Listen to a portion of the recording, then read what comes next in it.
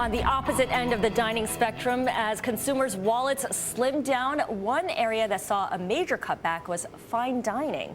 Is fine dining now a thing of the past? Drew Nieporent has opened 35 restaurants in the past 25 years. He joins us now, and among the restaurants he's opened, Tribeca Grill and Nobu.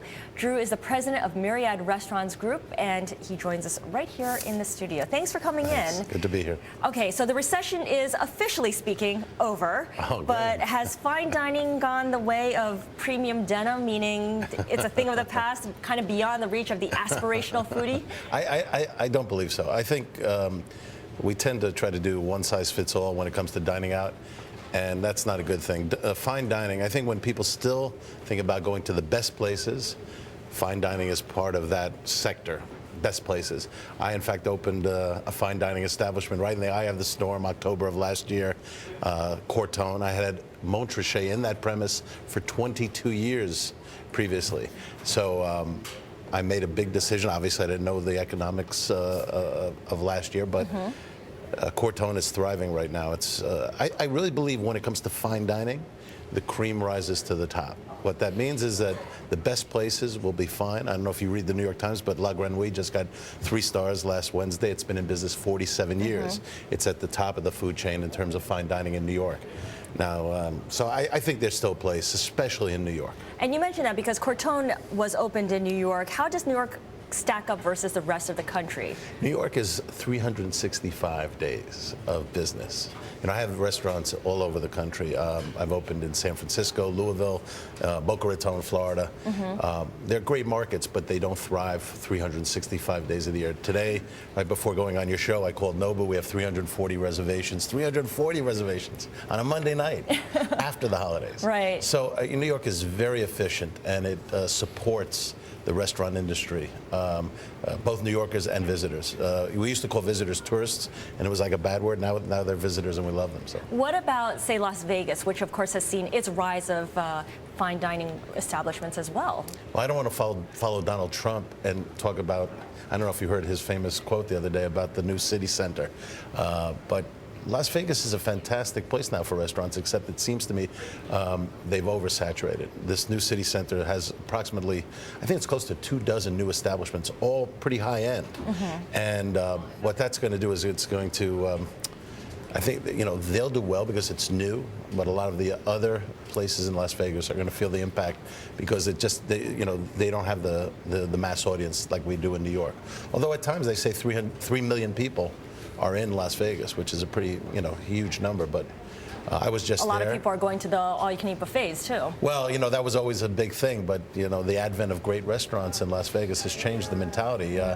You know, gaming is flat, so it's restaurants become another form of entertainment. Okay, now, when we take a look at how people are spending at the fine dining establishments, are they spending less on wine because of the recession, more perhaps on entree and skipping dessert entirely? How are you seeing that play out? I really don't see that.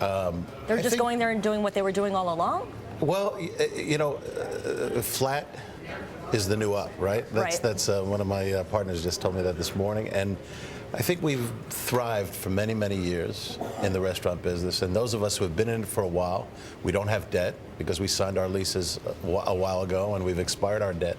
So we could afford a little downturn. But in New York, I don't see a great deal of downturn, and I certainly don't see people cutting back on the way they order or on what they drink. I really don't see that. In fact, bars now are charging crazy prices for cocktails. I mean, you know, back in the day, there was a $10 threshold. Now cocktails are $18 in a lot of places. So I don't see that. I've read about that, but I don't see that in my own places. Okay, what I've also read about is how some of the restaurants may be choosing, for instance, cheaper cuts of meat or substituting some ingredients to control their costs, especially with this recession and the fact that some of the commodity prices had been rising. How has the customer responded to this kind of creative replacement? Well, you know, a lot of times the cheaper cuts of meat are the more luscious and the more delicious. It takes cooking skills to make something that's less expensive taste great. The reality is, I think if you aimed for the higher end of the market and you started to charge prices that were unfair perhaps a while ago, that's now caught up to you. You know, my whole thing has always been try to appeal to a mass audience, keep my prices as low as I possibly can by controlling my own costs, not signing leases with high rentals, which is passed on to the customer, obviously. So I think the reality right now is that if those of us who have been in the restaurant business have been fair priced previous to now, that's going to carry through, and we don't have to start playing around with our menus and offering less expensive cuts. I don't see that. All right, London has become quite the foodie destination in recent years. Do you see the UK's economic crisis putting a stop or halt to that? I'm worried about London because we have a Nobu in London that for, I think it's close to 12 years now, has thrived. But London reminds me of New York 10 years ago.